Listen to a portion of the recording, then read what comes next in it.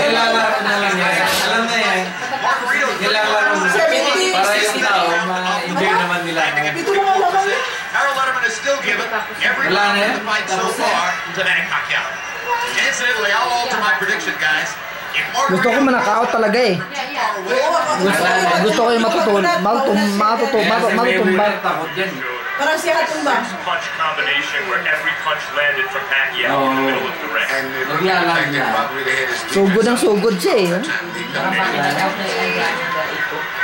Ang laki pa naman ng tao. Wala na yan. Tapos na yan. Yung si Pacquiao maliksi eh. Siyempre, idol mo yan siya. Of course naman, why not?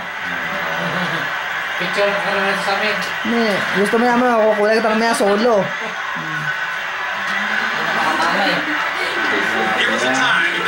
Parang kinuha na rin ng nood eh. Manood na kayo, sabi niya. Uy, nakaganti sa tiyan! Ano yan? Malaban yan.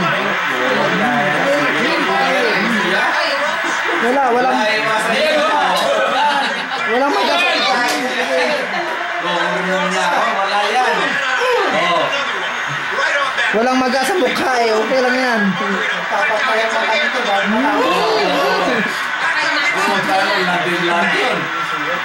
Know who else likes to fight? Know who else likes to fight? Margarito. Absolutely. You know, I've trained in the gym. Pasok ka. Sige, pasok ka. Ayos. Pasok ka. Tik-tik mo no. Even though he's champion, he beat up pretty much. He trains himself to fight. Pasok ka.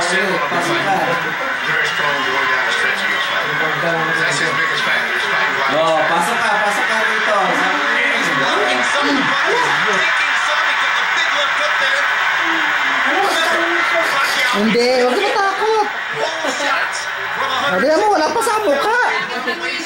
Baby face pa. Wala yun.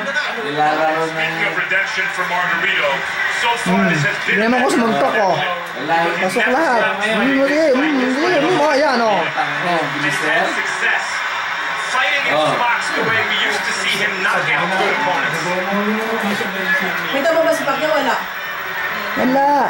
Hindi naman mukha niya, baby face pa rin. Tamaan, pero hindi naman mild lang yun. Uy, tinatama na siya. Wala, kung na siya. Ayan mo. Hindi naman Oo.